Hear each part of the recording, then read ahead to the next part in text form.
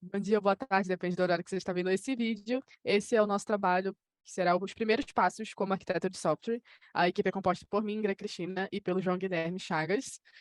E a gente vai falar um pouco sobre as duas arquiteturas que a gente escolheu para apresentar nesse trabalho, que seriam as candidatas ao nosso projeto. Começando com a MVVM, vai ser mais um compilado do que a gente consegue encontrar na internet, mas aqui a gente resumiu de um jeito que para facilitar o entendimento. Então, começando pelo que é um padrão de design que é uma arquitetura, no caso, que ela vai orientar como deve ser organizado e estruturado o seu código, né, para você conseguir escrever um aplicativo com boa manutenção, que seja testável, que seja extensível. Inclusive, essas são uma das vantagens dela, a gente vai ver um pouco mais para frente. Ela vai aprimorar, na verdade, a lógica da interface do usuário, porque ela vai separar da lógica de negócio. Ou seja, ela vai reduzir aquele monte de view controllers que a gente está acostumado lá no MVC, por exemplo. Então, como componente, a gente tem os três, que são a View Model e a Model. Eu vou dar uma passada rápida aqui só para contextualizar, mas na View, a responsabilidade dela vai ser só a aparência. É só a parte de UI, que vai ser a parte que é mostrada para o usuário.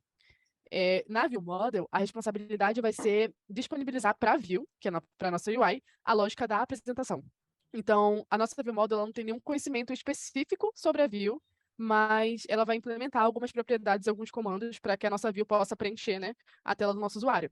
E já na Model, a gente vai encapsular toda a lógica de negócio e a lógica de dados.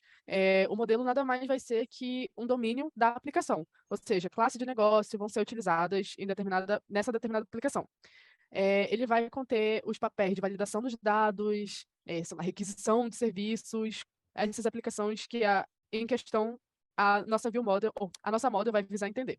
Sobre as vantagens e desvantagens, a gente vai começar com os pontos fortes que já está na descrição da nossa arquitetura, que é bem intuitiva, que é a manutenção. Vai ser possível entrar em partes menores, focadas no código e fazer uma boa manutenção. Vai ser mais fácil por conta dessa separação dos diferentes tipos de código, né, das camadas. Vai ser fácil de testar, porque cada parte do nosso código vai permanecer granular. Se ela for implementada da maneira adequada, né, todas as dependências internas e externas, elas vão permanecer no código que contém a lógica principal. Ou seja, vai ser mais fácil de testar.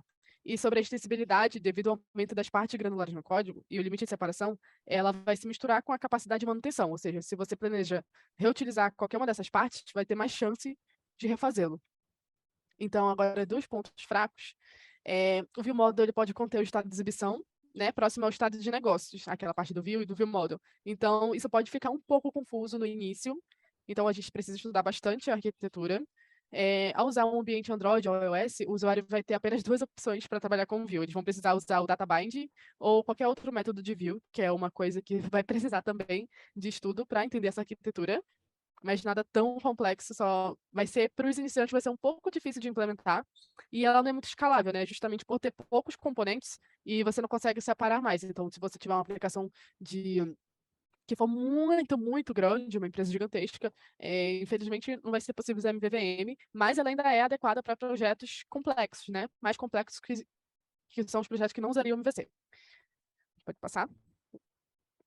Então, na diagramação, a gente fez um diagrama bem simples do MVVM, que seria ali a parte do model, que vai ter a nossa camada de negócio, que no nosso aplicativo em si, que era o Plane, a gente precisava do nome, sobrenome e do e-mail do usuário. Na nossa view model vai ser a camada de lógica que vai integrar a model com a nossa view. Ali na view a gente tem a inner views, que são as várias views que vão estar compostas nessa view, várias views que vêm a ter essa view, né, várias dependências. E na nossa controller, que é a nossa view controller, a gente tem as nossas funções de load, reapply, disapply, que são é o ciclo de vida da nossa view controller, e aí que vai ficar as nossas funções para a nossa visualização, a nossa lógica, no caso. Pode passar.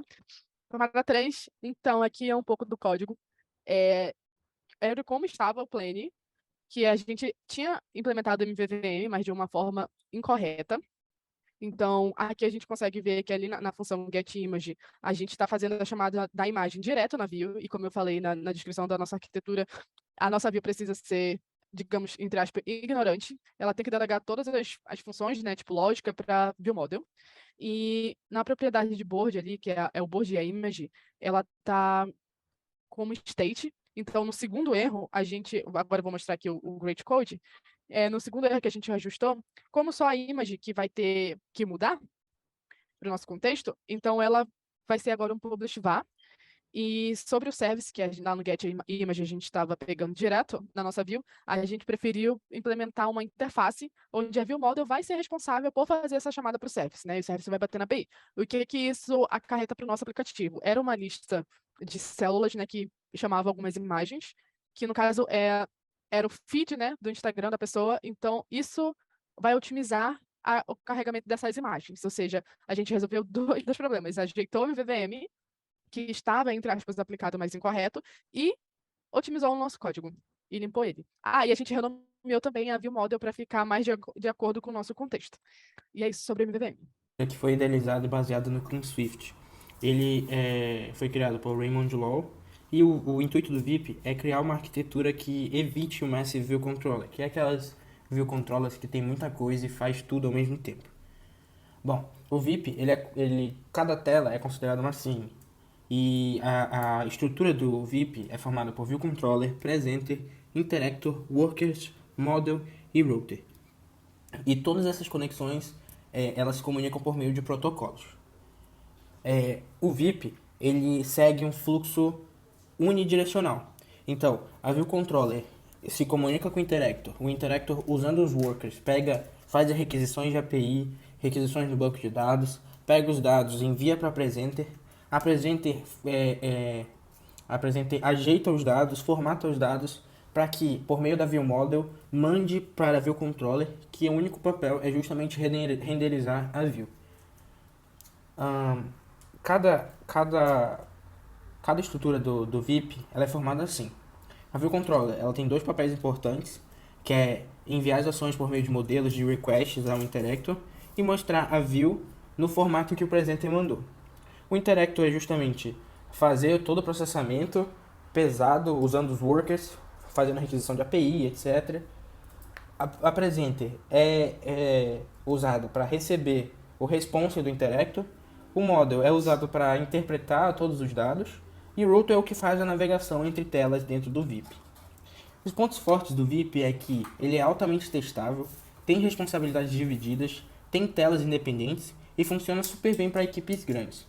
Os pontos fracos é que é over-engineering, ou seja, ele é muito complexo. Todos esses pontos fracos eles são relacionados a isso, que a curva de aprendizado, a complexidade é um pouco grande devido a muito conceito que o VIP leva.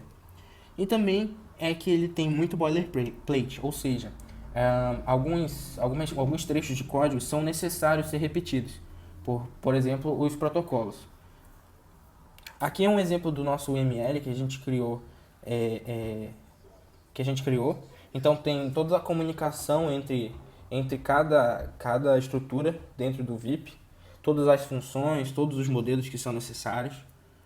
E aqui é um exemplo do nosso código ruim e código bom usando o VIP. O Plane ele foi usado MVVM, ele foi desenvolvido com MVVM. E como vocês podem ver aqui, essa é uma view controller que está fazendo muita coisa, está fazendo um pouco de tudo.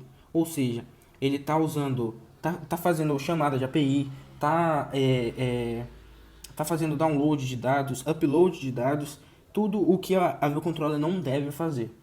E aqui a gente implementa o VIP. O VIP, a estrutura dele já nos deixa tudo mais organizado, mais fácil de entender.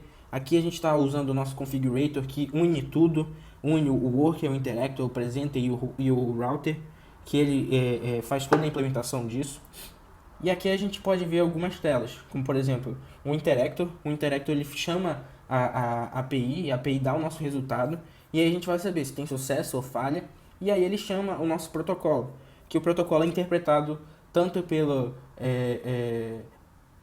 é interpretado pelo presenter que manda para a view controller. E a view controller, como vocês podem ver aqui, ela simplesmente só está renderizando a view e mostrando para o usuário. Basicamente, ela não faz nenhum processamento de dados, porque não é necessário. E é isso.